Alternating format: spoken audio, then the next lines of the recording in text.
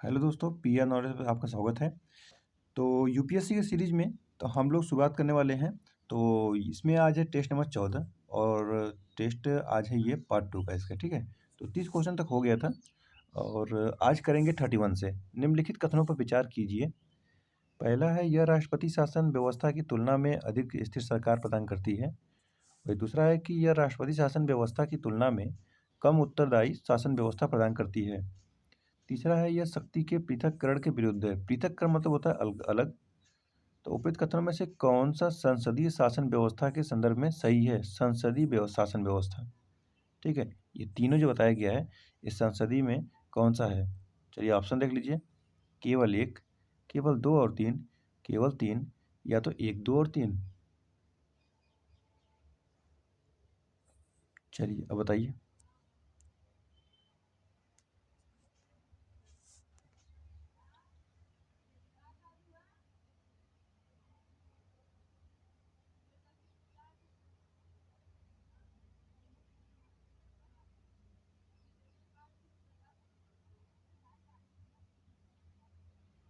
तो देखिए, राष्ट्रपति से पहले देखिए, यह राष्ट्रपति शासन व्यवस्था की तुलना में अधिक स्थिर सरकार प्रदान करती है। तो देखिए, पहला कथन गलत हो जाएगा। ये अस्थिर सरकार होती है, ठीक है, अस्थिर सरकार। तो इसमें ये संसदीय व्यवस्था का नहीं होता है। और दूसरा है कि यह राष्ट्रपति शासन व्यवस्था की तुलना में कम उत्तरदायी शासन व्यवस्था प्रदान करती है। तो दूसरा भी कथन गलत कर देंगे, क्योंकि इसमें है कि विधायिका एवं कार्यपालिका के मध्य सामंजस्य होता है। तीसरा है कि ये शक्ति के पृथक्करण के विरुद्ध है। तो तीसरा कथन इसमें सही कर देंगे, ठीक है। ये संसदीय शासन व्यवस्था के संदर्भ में सही है, तो तीसरा वाला सही है। पहला और दूसरा गलत है। तो क्या लगाएंगे इसमें ऑप्शन? तो इसमें ऑप्शन लगा देंगे सी, केवल 3 हो जाएगा, ठीक है। चलिए क्वेश्चन नंबर 2 देखेंगे, 32 देखेंगे। ग्राम न्यायालय के संदर्भ में निम्नलिखित कथनों में से कौन सा कथन सही है? पहला है, ग्राम न्यायालयों की स्थापना राज्य सरकारों के परामर्श से उच्च न्यायालयों द्वारा की जाती है। और दूसरा है, ग्राम न्यायालय की अध्यक्षता केवल हाई कोर्ट के सेवानिवृत्त न्यायाधीश द्वारा की जाएगी। और तीसरा है, दीवानी विवादों में ग्राम न्यायालय भारतीय साक्ष्य अधिनियम 1872 से संबंधित नहीं होंगे। कौन सा कथन सही होगा? Question number 32। ऑप्शन देख लीजिए।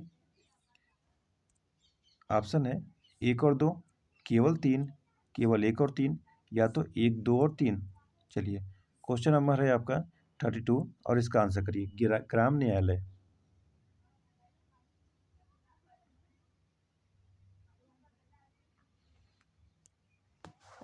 कह रहा है तो पहला कथन कर रहा है, ग्राम न्यायालय की स्थापना राज्य सरकारों के परामर्श से हाई कोर्ट द्वारा की जाती है। तो देखिए पहला कथन गलत हो जाएगा इसमें, ठीक है। पहला कथन गलत हो जाएगा।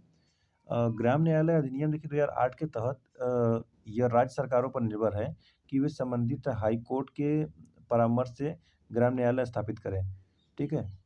तो पहला कथन इसमें गलत हो जाएगा।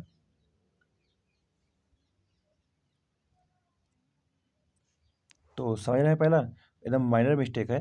राज्य सरकारों के परामर्श से कर रहा है, या राज्य सरकारों के परामर्श से नहीं होगा, हाई कोर्ट के परामर्श से होगा, ठीक है, हाई कोर्ट के परामर्श से, ठीक है। पहला कथन गलत हो जाएगा। और दूसरा है कि ग्राम न्यायालय की अध्यक्षता केवल हाई कोर्ट के सेवानिवृत्त न्यायाधीश द्वारा की जाती है। क्या यही होगा? तो दूसरा भी कथन गलत कर देंगे। देखिए ग्राम न्यायालय जो है, ग्राम न्यायालय की अध्यक्षता हाई कोर्ट के परामर्श से राज्य सरकार द्वारा नियुक्त न्याय अधिकारी द्वारा की जाएगी। किसके द्वारा? राज्य सरकार द्वारा नियुक्त न्याय अधिकारी द्वारा। तो दूसरा भी कथन गलत हो जाएगा। तीसरा है कि दीवानी विवादों में ग्राम न्यायालय भारतीय साक्ष्य अधिनियम 1872 से बाध्य नहीं होंगे। तो तीसरा कथन सही हो जाएगा। चलिए पॉलिटी तो बहुत पढ़े होंगे आप। अब बताइए ये क्वेश्चन कितने लोगों ने सही कर पाया? तो इसमें केवल केवल और केवल 3 सही है, तो ऑप्शन नंबर लगाएंगे बी। ऑप्शन नंबर बी लगाएंगे, केवल 3 सही है। चलिए 33 नंबर। हाल ही में सुर्खियों में रही फ्यूचर ऑफ ग्रोथ रिपोर्ट 2024 किस संगठन द्वारा जारी की गई है? विश्व बैंक, आर्थिक सहयोग और विकास संगठन, विश्व आर्थिक मंच, अंतर्राष्ट्रीय मुद्रा कोष। Question number 33।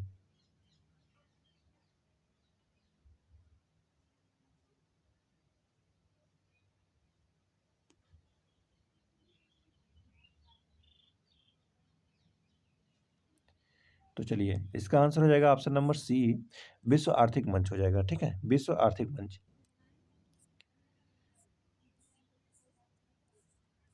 चलिए क्वेश्चन नंबर 34, किसी क्षेत्र के समावेशन के संदर्भ में नागरिकता अधिग्रहण से संबंधित निम्नलिखित कथनों पर विचार कीजिए।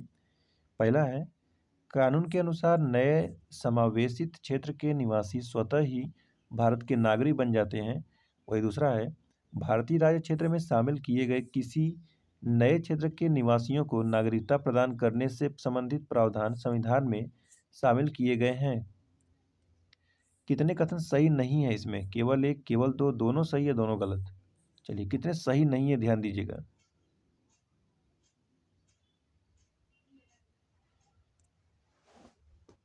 किसी क्षेत्र के समावेशन के संदर्भ में नागरिकता अधिग्रहण संबंधित है।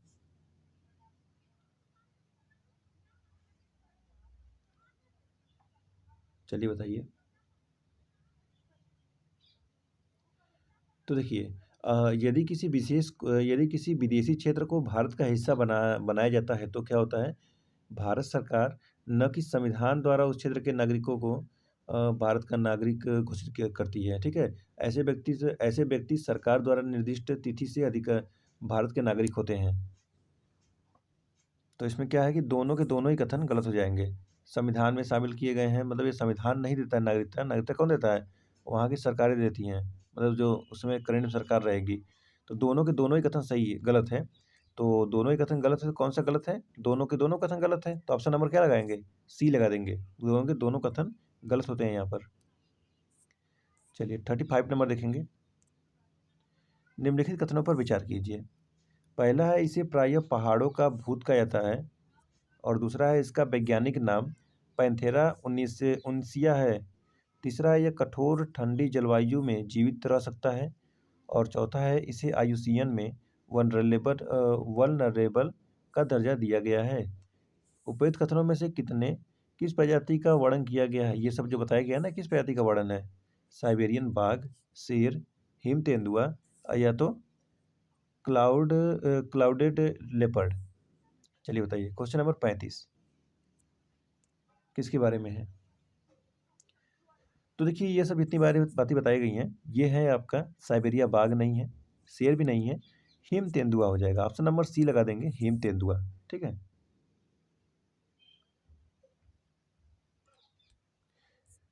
चलिए नेक्स्ट क्वेश्चन नंबर 36।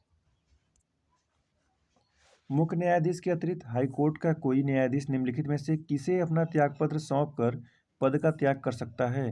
हाईकोर्ट का मुख्य न्यायाधीश, भारत का मुख्य न्यायाधीश, राज्य का राज्यपाल या भारत का राष्ट्रपति। Question number 36।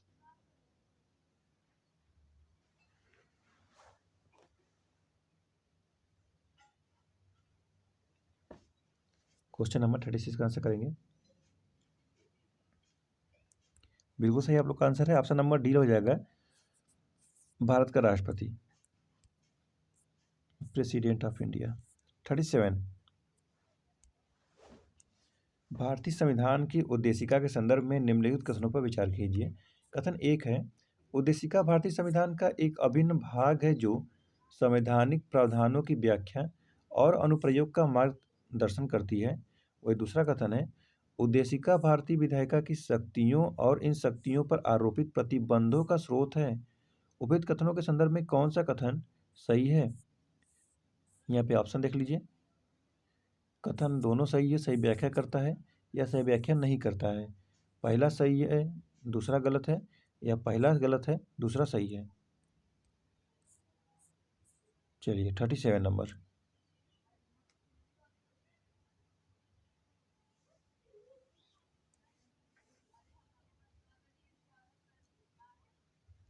तो देखिए, उद्देशिका भारतीय संविधान का एक अभिन्न भाग है जो संवैधानिक प्रावधानों की व्याख्या और अनुप्रयोग की मार्गदर्शन करती है।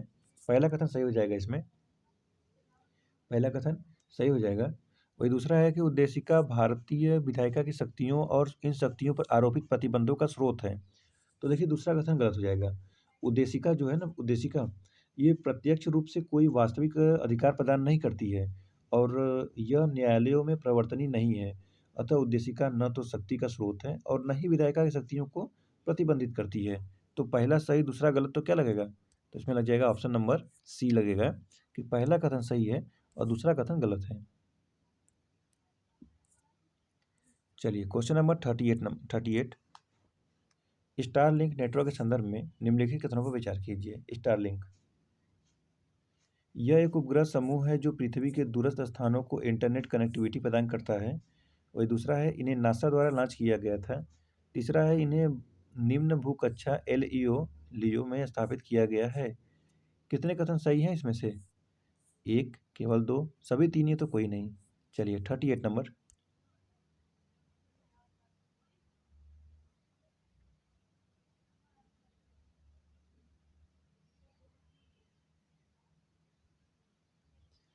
Starlink network. स्टारलिंक का नाम सुना है, एलन मस्क की कंपनी है, विश्व के सबसे रईस इंसान है एलन मस्क। तो यह एक उपग्रह समूह है जो पृथ्वी के दूरस्थ स्थानों को इंटरनेट कनेक्टिविटी प्रदान करता है। पहला कथन सही है। दूसरा कह रहा है इसे नासा द्वारा लॉन्च किया गया है। ये नासा द्वारा नहीं, ये एलन मस्क द्वारा लॉन्च किया गया है। इनके कंपनी क्या नाम है एलन मस्क के, स्पेस एक्स। तो दूसरा कथन गलत हो जाएगा। तीसरा है कि इन्हें निम्न भूकक्षा लियो में स्थापित किया गया है। तो देखिए ये कथन सही है। तो दो कथन सही, एक कथन गलत, तो दो कथन सही हो गया तो ऑप्शन नंबर बी लगा देंगे, केवल दो हो जाएगा। चलिए नेक्स्ट पढ़ेंगे क्वेश्चन नंबर 39। भारतीय संविधान के भाग 3 के अंतर्गत प्रदत्त निम्नलिखित मूल अधिकारों पर विचार कीजिए। पहला है विधि के समक्ष समता और विधियों का समान संरक्षण। दूसरा है लोक नियोजन के मामलों में अवसर की समानता। तीसरा है वाक एवं अभिव्यक्ति की स्वतंत्रता।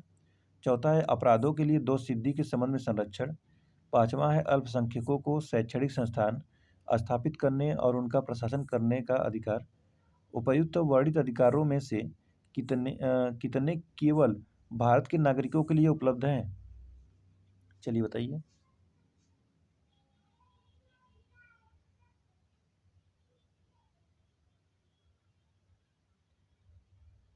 बताइए।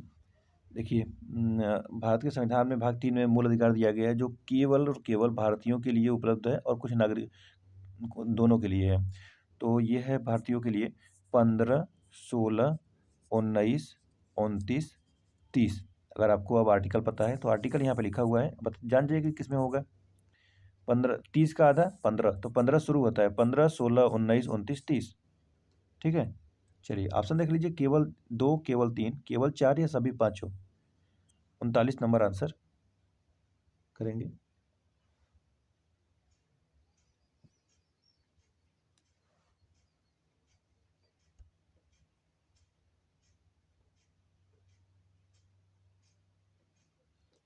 तो विधि की समझ समता विधियों का समान संरक्षण कौन से अनुच्छेद में है? आर्टिकल 14 में है। लोक नियोजन के मामलों में अवसर की समानता, बताइए लोक नियोजन किस में है? लोक नियोजन किस में है? लोक नियोजन आपका 16 में है, 16 में। वाक एवं अभिव्यक्ति की क्षमता, वाक एवं अभिव्यक्ति की क्षमता किस में है? 19 में है, 19। अपराधों के लिए दो सिद्धि के संबंध में संरक्षण, अपराधों के लिए दो सिद्धि के संबंध में संरक्षण कौन से आर्टिकल में है?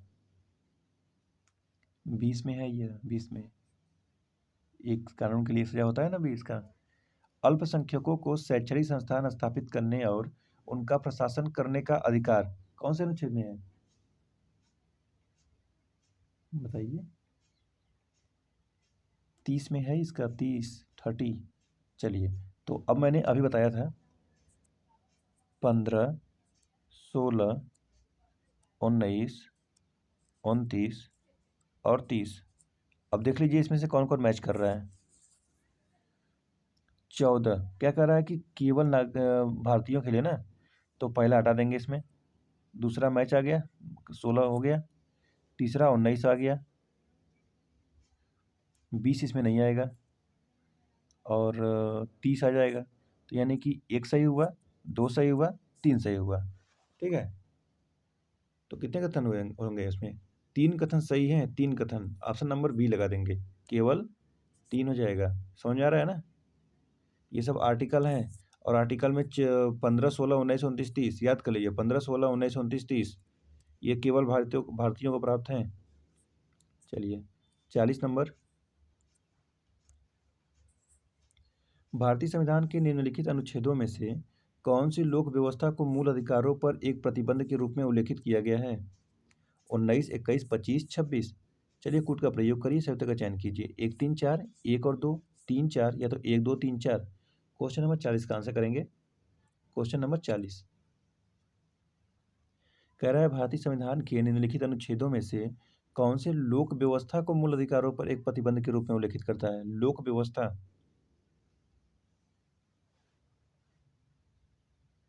देखिए लोक व्यवस्था उन 3 धारों में से एक है जिस पर राज्य अनुच्छेद 25, अनुच्छेद 26 तथा धर्म की स्वतंत्रता को प्रतिबंधित कर सकता है।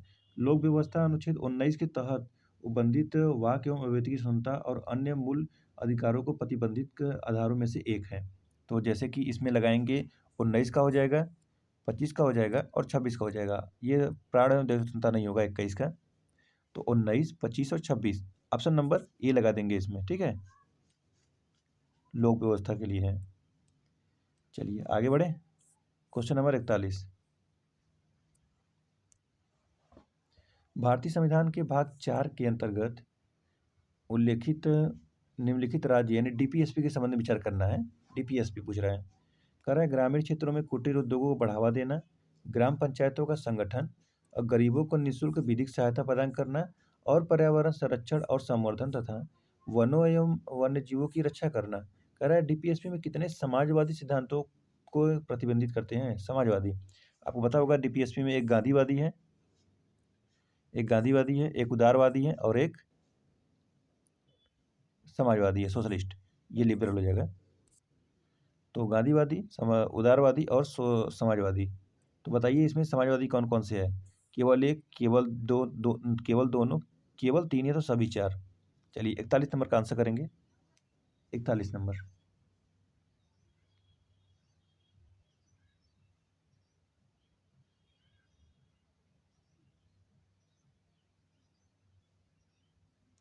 तो देखेंगे समाजवादी के नाम से ही है। देखिए ये कल्याणकारी राज्य का मार्ग प्रशस्त करते हैं।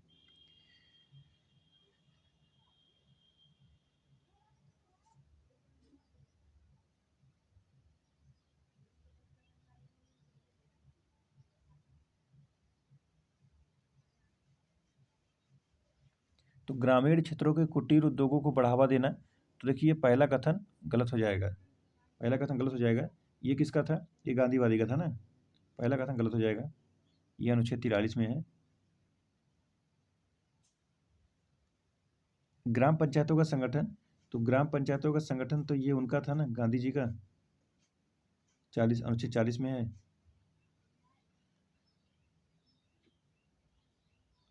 तो पहला भी सही नहीं, दूसरा भी सही नहीं होगा। तीसरा कह रहा है गरीबों को निःशुल्क विधिक सहायता प्रदान करना, तो देखिए तीसरा कथन सही हो जाएगा इसमें। तीसरा कथन सही होगा। वही पर्यावरण का संरक्षण और संवर्धन तथा वनों एवं वन्य जीवों की रक्षा करना, तो ये भी नहीं होगा। केवल एक है, तो ऑप्शन नंबर ए लगा देंगे, केवल एक होगा।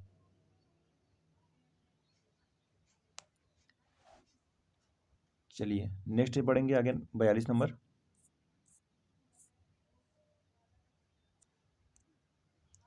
भारत के सुप्रीम कोर्ट के संदर्भ में निम्नलिखित कथनों पर विचार कीजिए।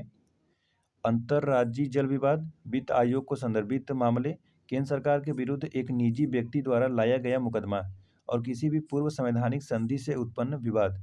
उपर्युक्त विषयों में से कितने सुप्रीम कोर्ट के मूल क्षेत्राधिकार के अंतर्गत आते हैं?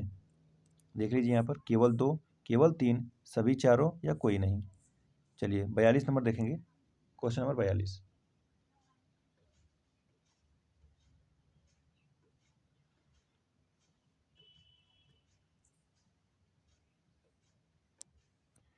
क्वेश्चन नंबर 42,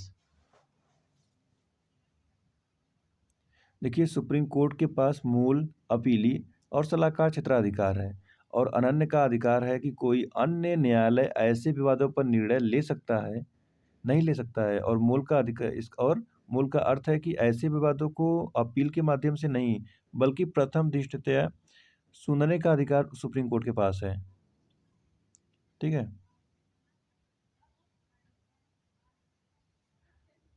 तो देखिए भारत के सुप्रीम कोर्ट में ये अंतर्राज्यीय जल विवाद, वित्त आयोग के संदर्भित मामले और केंद्र सरकार के विरुद्ध ये निजी व्यक्ति द्वारा लाया गया मुकदमा और किसी भी पूर्व संवैधानिक संधि से उत्पन्न उत्पन्न विवाद, ये सब विषय सुप्रीम कोर्ट के मूल अधिकार क्षेत्राधिकार के अंतर्गत आते हैं। इसमें सभी के सभी कथन गलत हो जाएंगे, कोई नहीं आते हैं। देखिए इसके लिए तो ट्रिब्यूनल लाया गया है, वित्त आयोग का संदर्भित भी ट्रिब्यूनल है, तो इसमें कोई भी नहीं आएगा। तो इसमें लगाएंगे आप ऑप्शन नंबर डी, कोई भी कथन सही नहीं है इसमें से।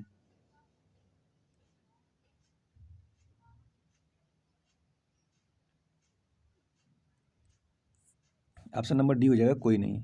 चलिए क्वेश्चन नंबर 43 देखेंगे।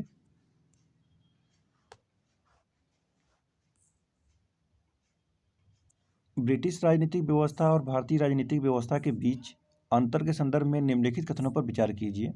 पहला है, भारत में प्रधानमंत्री को संसद के निचले सदन का सदस्य होना चाहिए, जबकि ब्रिटेन में प्रधानमंत्री संसद के दोनों सदनों में से किसी भी सदन का सदस्य हो सकता है। और दूसरा है, ब्रिटेन में संसद के सदस्यों को ही मंत्री नियुक्त किया जाता है, जबकि भारत में संसद का सदस्य न होने वाले व्यक्ति को भी मंत्री नियुक्त किया जा सकता है। तीसरा है, ब्रिटेन और भारत दोनों में ही मंत्री के विधिक उत्तरदायित्व व्यवस्था है। चलिए बताना इसमें से है केवल एक, केवल दो, सभी तीन, तो कोई भी नहीं। क्वेश्चन आपको दिख रहा होगा, एक, दो और तीन, इसका आंसर करिए।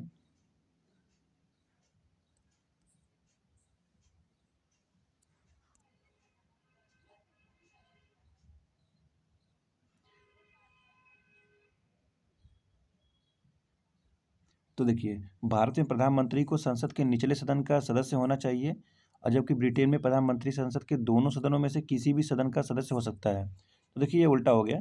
देखिए ब्रिटेन में ये निचले सदन का होना चाहिए, और भारत में तो दोनों सदन में से किसी का होना चाहिए, जैसे कि राज्यसभा या लोकसभा। देखिए मनमोहन सिंह राज्यसभा से थे और मोदी जी लोकसभा से हैं, तो पहला गलत हो जाएगा। दूसरा कह रहा है, ब्रिटेन में संसद के सदस्यों को ही मंत्री नियुक्त किया जाता है, जबकि भारत में संसद का सदस्य न होने वाले व्यक्ति को भी मंत्री नियुक्त किया जा सकता है। तो ये कथन सही हो जाएगा, 6 महीने तक तो होता है ना किसी मंत्री को। वही तीसरा कह रहा है, ब्रिटेन और भारत दोनों में मंत्री के विधिक उत्तरदायित्व व्यवस्था है। तो देखिए तीसरा कथन इसमें गलत हो जाएगा। ब्रिटेन में मंत्री के पास विधिक उत्तरदायित्व होता है, जबकि भारत में इस प्रकार की कोई प्रणाली नहीं है। तो एक और तीन गलत है, दो सही है, यानी कि एक कथन सही हुआ ना। तो ऑप्शन नंबर ए लगाएंगे, केवल एक हो जाएगा।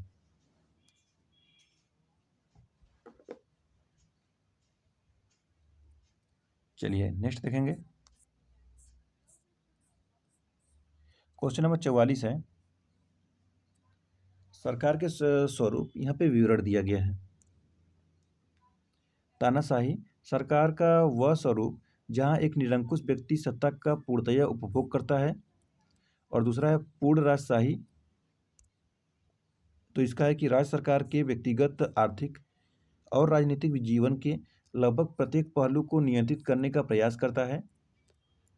और तीसरा है अधिनायक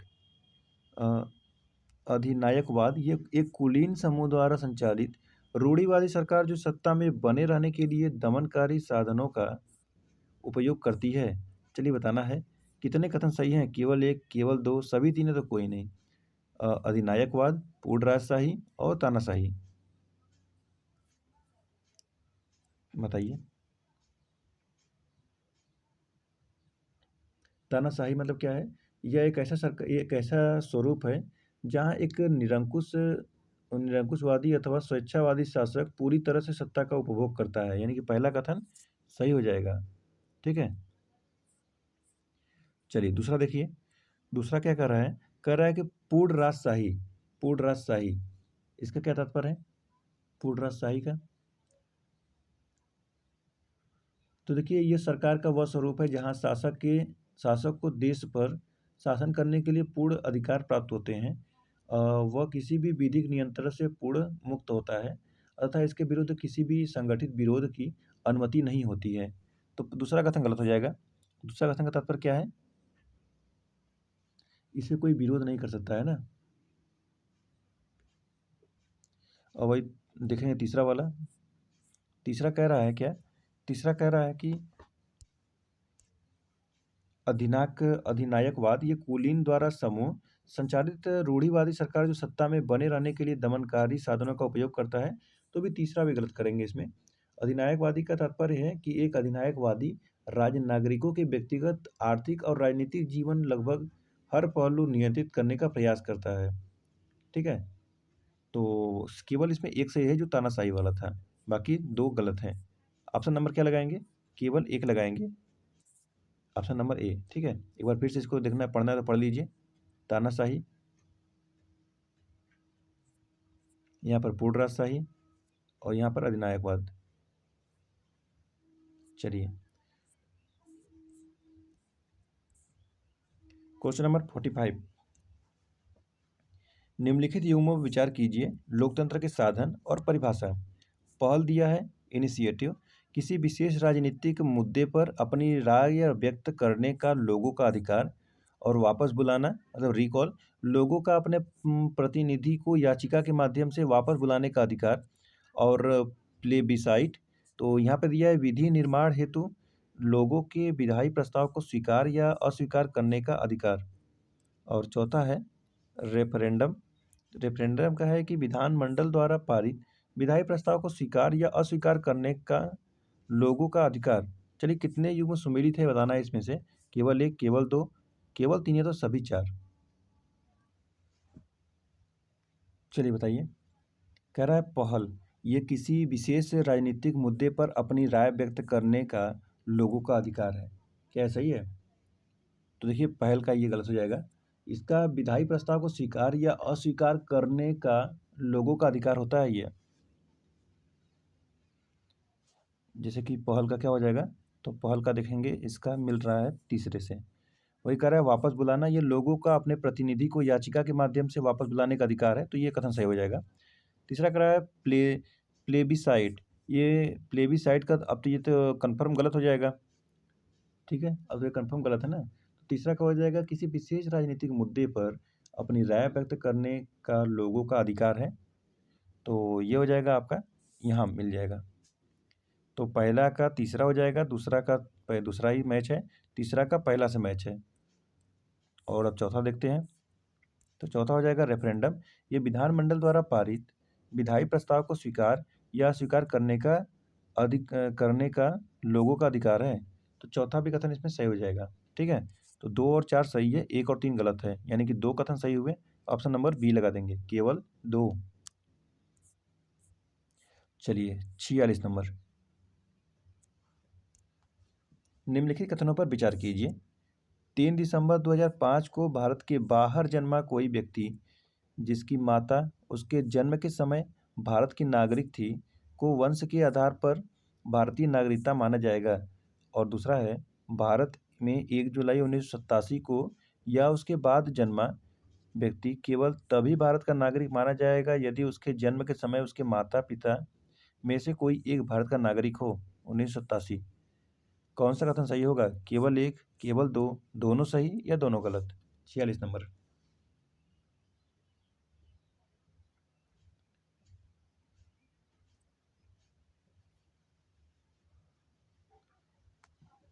तो देखिए यहाँ पर जो है कि 3 दिसंबर 2005 लिखा हुआ है, ये 3 दिसंबर 2004 होगा। ठीक है, 3 दिसंबर 2004 होगा। पहला कथन गलत हो जाएगा। दूसरा कथन इसमें सही है, भारत के में 1 जुलाई 1987 में को या उसके बाद जन्मा व्यक्ति केवल तभी भारत का नागरिक माना जाएगा यदि उसके जन्म के समय उसके माता पिता में से कोई एक भारत का नागरिक हो। ऑप्शन नंबर इसमें बी लगाएंगे। ठीक है,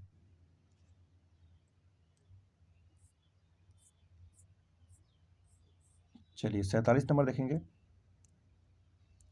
राष्ट्रीय विधिक सेवा प्राधिकरण के संदर्भ में निम्नलिखित कथनों पर विचार कीजिए।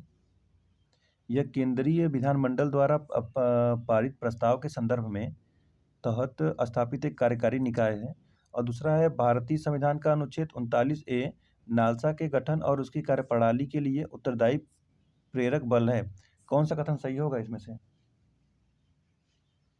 केवल 1, केवल 2, दोनों सही है, दोनों गलत? 47 नंबर बताइए।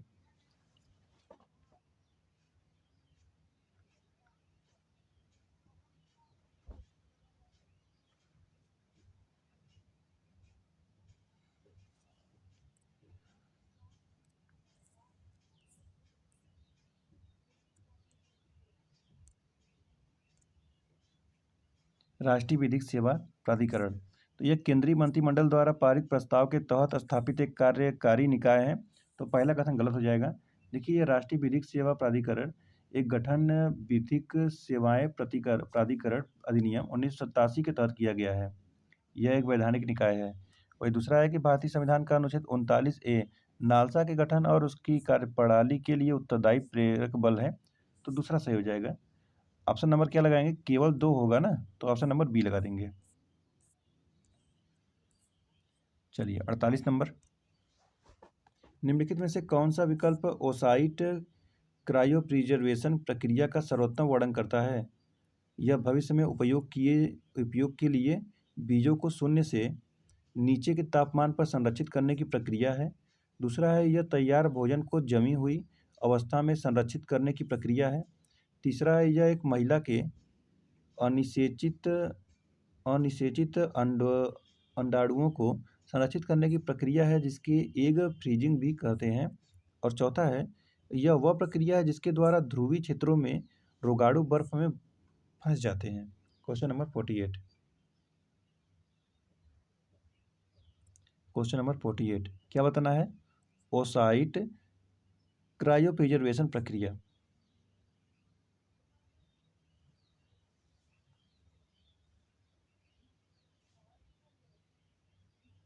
तो देखिए, 30 वर्ष की आयु जो पार कर चुकी भारतीय महिलाएं प्रजनन क्षमता को सुरक्षित रखने के लिए अंडों को फ्रीज करने का तरीका अपना रही हैं। वही इसमें ओसाइट क्रायोप्रिजर्वेशन का एक ऐसी प्रक्रिया है जिसमें भविष्य में प्रजनन तकनीकों में उपयोग के लिए एक महिला के अंडाणुओं को संरक्षित किया जा सकता है। तो ऑप्शन नंबर इसमें सी लगा देंगे। ठीक है, चलिए 49, भारतीय न्यायपालिका के रीट क्षेत्राधिकार के संदर्भ में निम्नलिखित कथनों पर विचार कीजिए। पहला है, हाई कोर्ट का रीट क्षेत्राधिकार सुप्रीम कोर्ट की तुलना में व्यापक है। और दूसरा कहता है कि सुप्रीम कोर्ट किसी अन्य न्यायालय को भारतीय संविधान के अनुच्छेद 32 के अंतर्गत निर्देश या रीट जारी करने का अधिकार दे सकता है। तीसरा है, संविधान के अंतर्गत उल्लेखित सभी रीटें केवल पीड़ित व्यक्ति द्वारा ही मांगी जा सकती है। कितने कथन सही हैं?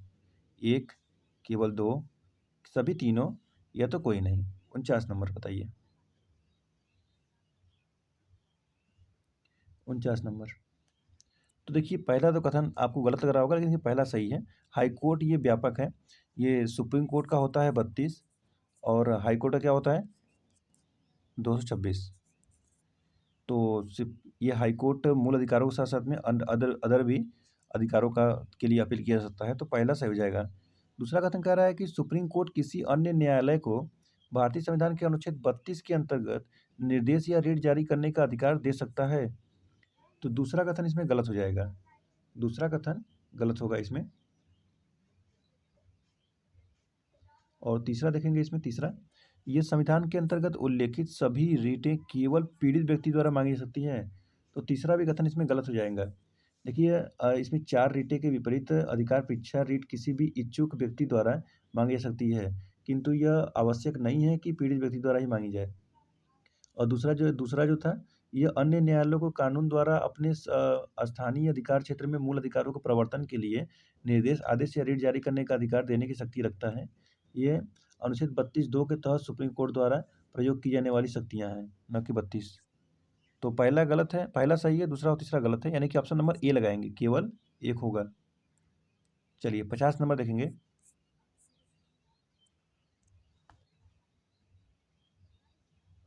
निम्नलिखित में से संविधान का कौन सा भाग शिक्षा के अधिकार की अवधारणा से संबंधित है? मूल अधिकार, डीपीएसपी, मौलिक कर्तव्य। नीचे दिए गए कूट का प्रयोग करिए, सही उत्तर का चयन कीजिए। केवल एक और दो, 2 और 3, या तो 1, 2 और 3। 50 नंबर,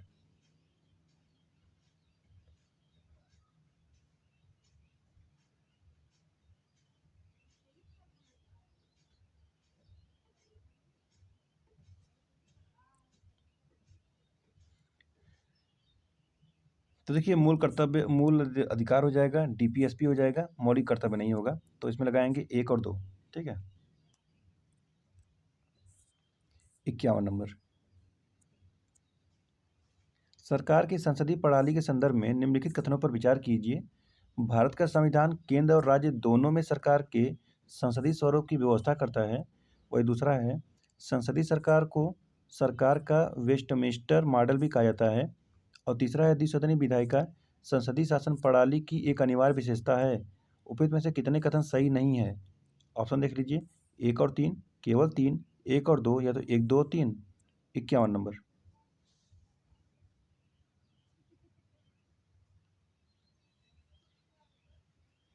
तो भारत का संविधान केंद्र और राज्य दोनों में सरकार के संसदीय स्वरूप की व्यवस्था करता है, सही है।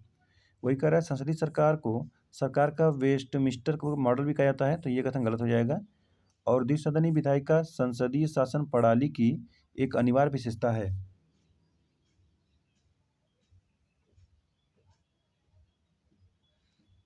दूसरा कथन देखिए इसमें सही है, ठीक है, दूसरा कथन इसमें सही हो जाएगा। पहला भी सही है, दूसरा भी सही है, तीसरा कथन गलत है इसमें। द्विसदनीय विधायिका संसदीय शासन प्रणाली की एक अनिवार्य विशेषता है, अनिवार्य, तो ये तीसरा वाला कथन गलत हो जाएगा। और इसमें बताना क्या है, कौन सा कथन गलत है, तो इसमें ऑप्शन नंबर बी में देखेंगे, केवल 3 होगा, केवल 3, ऑप्शन नंबर बी। चलिए आगे बढ़ेंगे, क्वेश्चन नंबर 52। क्वेश्चन नंबर 52 है, निम्नलिखित में से कौन सी राज्य की मूलभूत विशेषताएं हैं? स्पष्ट रूप से निर्धारित क्षेत्र, समरूप प्राकृतिक सांस्कृतिक समस्या मान्यताएं, असंप्रभुता, सरकार का एक रूप। नीचे दिए गए कूट का प्रयोग करके सही उत्तर का चयन कीजिए। 1 और 3, 2 और 4, 1, 3, 4, या 1, 2, 3, 4। 52 नंबर बताइए, 52 नंबर।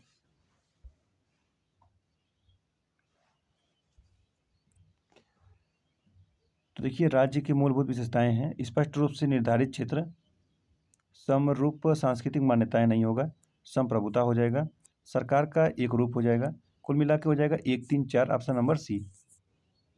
ठीक है,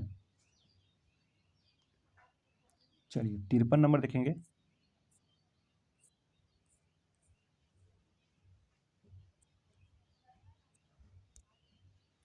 high altitude pseudo satellite vehicle के संदर्भ में निम्नलिखित कथनों पर विचार कीजिए। पहला है, यह सौर ऊर्जा से संचालित स्यूडो सैटेलाइट है। दूसरा है, यह कई महीनों तक वायु में रह सकता है। तीसरा है, यह भारत को सीमा निगरानी में सहायता कर सकता है और सुदूरवर्ती क्षेत्रों में मोबाइल संचार नेटवर्क प्रदान कर सकता है। कितने कथन सही हैं?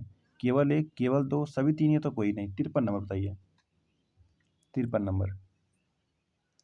तो ये सौर ऊर्जा से संचालित स्यूडो सैटेलाइट है, सही है। ये कई महीनों तक वायु में रह सकता है, सही है। यह भारत को सीमा निगरानी में सहायता कर सकता है और सुदूरवर्ती क्षेत्रों में मोबाइल संचार नेटवर्क प्रदान कर सकता है, तीसरा कथन। तो ये भी सही हो जाएगा, ऑप्शन नंबर इसमें सी लगा देंगे, तीनों कथन सही हैं, ठीक है, तीनों कथन सही है। चलिए 54 नंबर देखेंगे।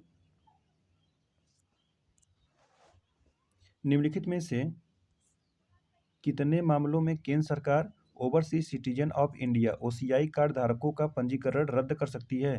यदि पंजीकरण के 5 वर्ष के भीतर ओसीआई कार्ड धारक को 2 वर्ष से अधिक कारावास की सजा हुई है। और दूसरा है, यदि ओसीआई कार्ड धारक का विवाह विच्छेद नहीं हुआ है, लेकिन ऐसे विवाह के अस्तित्व में होने के दौरान उसने किसी अन्य व्यक्ति के साथ विवाह कर लिया। और तीसरा है, भारत के संप्रभुता और अखंडता के हित में केवल 1, केवल 2, सभी 3 है तो कोई नहीं। चलिए बताइए, 1, 2, 3 आपको सामने दिख रहा होगा ऑप्शन। ओसीआई कार्ड धारकों के बारे में बताना है।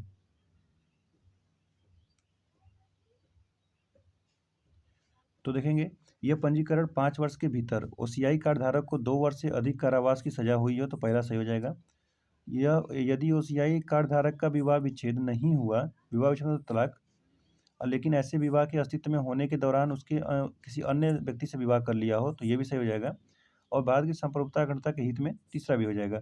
यानी कुल मिलाकर क्या होगा, ऑप्शन नंबर इसमें सी लगा देंगे, सभी तीनों, ठीक है। चलिए 55 नंबर देखेंगे। राष्ट्रीय बहुआयामी गरीबी सूचकांक के संदर्भ में निम्नलिखित कथनों पर विचार कीजिए। पहला है, इसे सामाजिक न्याय और अधिकारिता मंत्रालय द्वारा संयुक्त राष्ट्र विकास कार्यक्रम यूएनडीपी के सहयोग से प्रकाशित किया जाता है।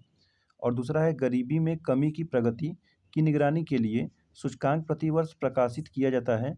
और तीसरा है, एनएमपीआई भी विश्व वैश्विक एमपीआई मॉडल के समान 10 मूल संकेतकों पर आधारित है। और चौथा है नवीनतम एमपीआई रिपोर्ट के अनुसार भारत में बहुआयामी गरीबी सर्वाधिक प्रतिशत बिहार में है। ऑप्शन देख लीजिए, केवल 1, केवल 2, केवल 3 है तो सभी 4। चलिए बताइए, इसमें केवल एक एक न एक तो सही है ही।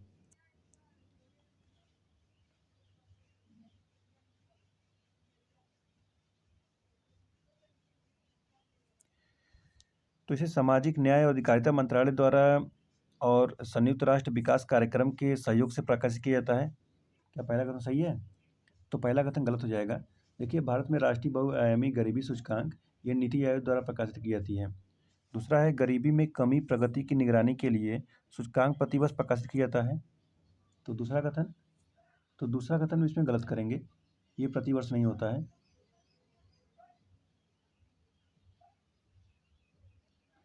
इसमें वर्ष में आता है लेकिन ज़रूरी नहीं है, तो प्रतिवर्ष इसमें नहीं हो पाएगा। और तीसरा है कि एनएमपीआई भी वैश्विक एमपीआई मॉडल के समान 10 मूल संकेतकों पर आधारित है। तो तीसरा कथन में देखिए इसमें गलत करेंगे।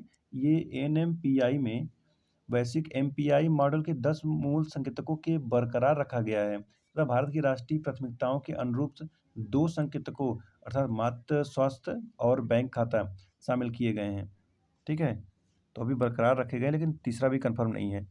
चौथा है कि नवीनतम एमपीआई रिपोर्ट के अनुसार भारत में बहुआयामी गरीबी का सर्वाधिक प्रतिशत बिहार में है, तो ये सही हो जाएगा, यानी कि केवल एक होगा इसमें से, चौथा वाला कथन सही है। ठीक है, चलिए 56 नंबर देखिए। भारतीय इतिहास संदर्भ में निम्नलिखित कथनों में से कौन सा कुदाऊलाई प्रणाली का पद सर्वोत्तम वर्णन करता है? पहला है, यह दक्षिणी भारत में उपयोग की जाने वाली सिंचाई की एक प्राचीन तकनीक है। और दूसरा है, यह चोल प्रशासन में ग्राम प्रतिनिधियों के चुनाव की एक परंपरागत विधि है।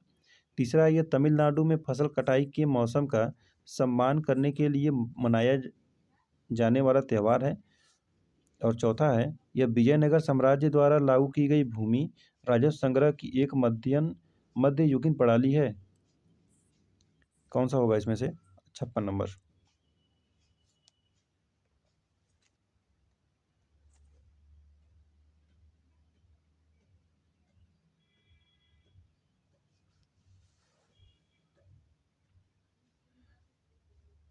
कुदावलाई प्रणाली, देखिए चोल प्रशासन लोकतांत्रिक सिद्धांतों पर संचालित होता था। इस शासनकाल के दौरान ये समृद्ध पंचायत प्रणाली को बढ़ावा दिया गया था। तो इसमें ऑप्शन नंबर बी लगा देंगे, प्रतिनिधियों के चुनाव के लिए परंपरागत विधि थी।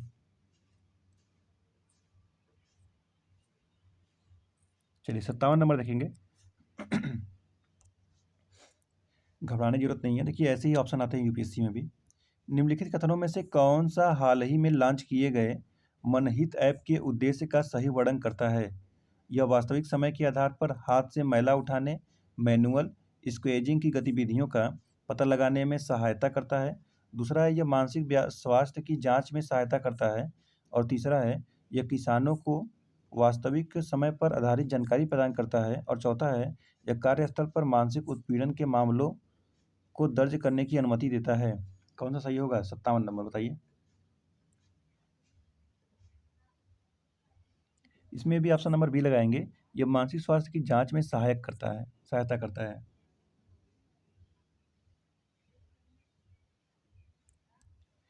चलिए 58 नंबर। हाईकोर्ट के न्यायाधीशों को हटाने के संदर्भ में निम्नलिखित कथनों पर विचार कीजिए। 3 कथन दिए गए हैं यहाँ पर। राष्ट्रपति के आदेश से हाईकोर्ट के न्यायाधीश को उसके पद से हटाया जा सकता है। और दूसरा कह रहा है, हाईकोर्ट के न्यायाधीश को हटाने का प्रस्ताव संसद के प्रत्येक सदन के विशेष बहुमत से पारित होना चाहिए। और तीसरा है, न्यायाधीश को हटाने का एकमात्र आधार सिद्ध कदाचार या अक्षमता है। कितने कथन सही होंगे इसमें से? 1 और 3, या 1 और 2, या तो 2 और 3, या तो 1, 2, 3। 58 नंबर।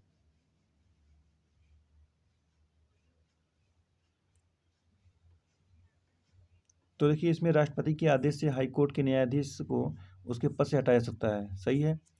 दूसरा है कि हाईकोर्ट के न्यायाधीश को हटाने का प्रस्ताव संसद के प्रत्येक सदन के विशेष बहुमत से पारित होना चाहिए, तो ये भी सही है। तीसरा है कि न्यायाधीश को हटाने का एकमात्र आधार सिद्ध कदाचार या अक्षमता है, तो ये भी सही है। ऑप्शन नंबर इसमें डी लगाएंगे, कि 1, 2 एंड 3 तीनों के तीनों हो जाएंगे, ऑल करेक्ट। चलिए 59 नंबर देखेंगे। निम्नलिखित में से कौन सा संविधान संशोधन अधिनियम मुख्य रूप से कृषि और भूमि सुधार से संबंधित कानूनों को न्यायिक समीक्षा से बचाने के लिए अधिनियमित किया गया था? पहला संविधान संशोधन अधिनियम, 40वां, 9वां या 26वां? 59 नंबर। तो ये पहला ही था, ऑप्शन नंबर ए लगा देंगे, पहला संविधान संशोधन था। ठीक है, अब मुझे आप बताइए कि पहला संविधान संशोधन कब हुआ था? चलिए आगे बढ़ें। Question number 60। हाल ही में ज्ञान ज्योति पर्व स्मरणोत्सव समारोह निम्नलिखित में से किस अवसर पर मनाया गया? कुमार गंधर्व की जन्म शताब्दी, श्री अरविंदो की 150वीं जयंती, महर्षि दयानंद सरस्वती की 200वीं जयंती, या तो रामकृष्ण मठ का 25वां स्थापना वर्ष? Question number 60। तो इसमें हो जाएगा आपका ऑप्शन नंबर लगाएंगे सी, महर्षि दयानंद सरस्वती 200वीं जयंती हो जाएगा ऑप्शन नंबर 60।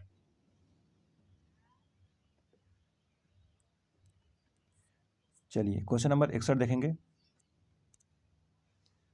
असममित संघवाद की अवधारणा को भारतीय संविधान द्वारा अपनाया गया है। भारतीय संघीय व्यवस्था की कौन सी विशेषता असममित संघवाद की अवधारणा को उजागर करती है? स्वतंत्र न्यायपालिका का गठन, केंद्र में द्विसदनीयता, केंद्र और राज्यों के बीच शक्तियों का पृथक्करण, संविधान में कुछ राज्यों के लिए विशेष प्रावधान? Question number 61। चलिए क्वेश्चन नंबर 61 का आंसर करिए।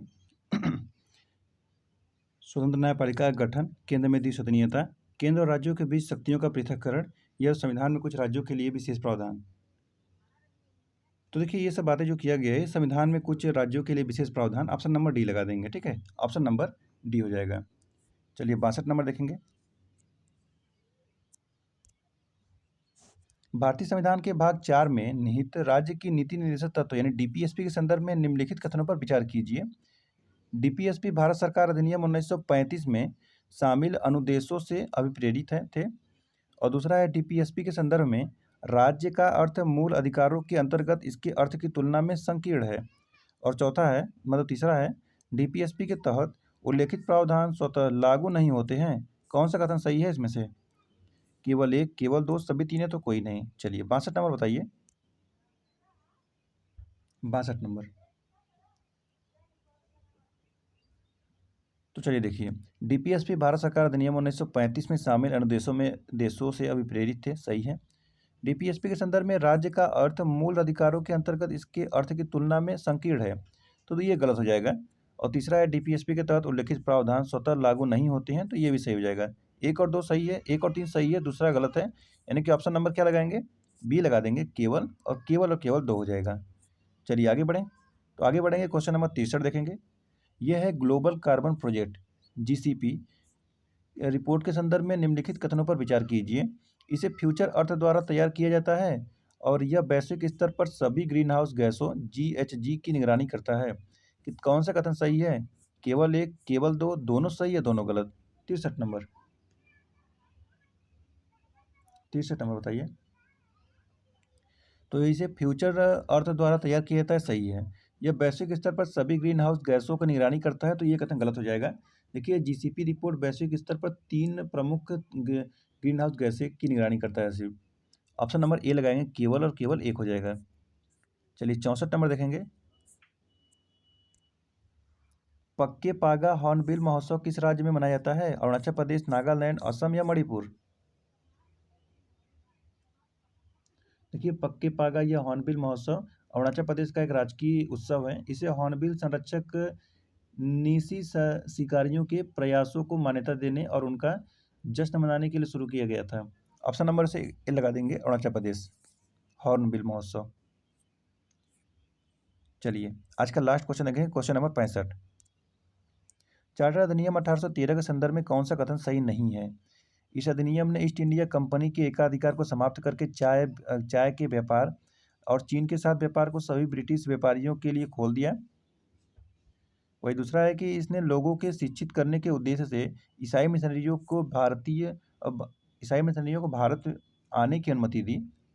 और तीसरा है इसने भारत में स्थानीय सरकारों को व्यक्तियों पर कर लगाने का अधिकार प्रदान किया। और चौथा है, इसने भारत में ब्रिटिश शासित क्षेत्रों के निवासियों के बीच पश्चिमी शिक्षा के प्रसार का प्रावधान किया। कौन सा कथन इसमें से गलत है? चलिए बताइए। पूरा दिख रहा है? कौन सा कथन गलत है? 1813।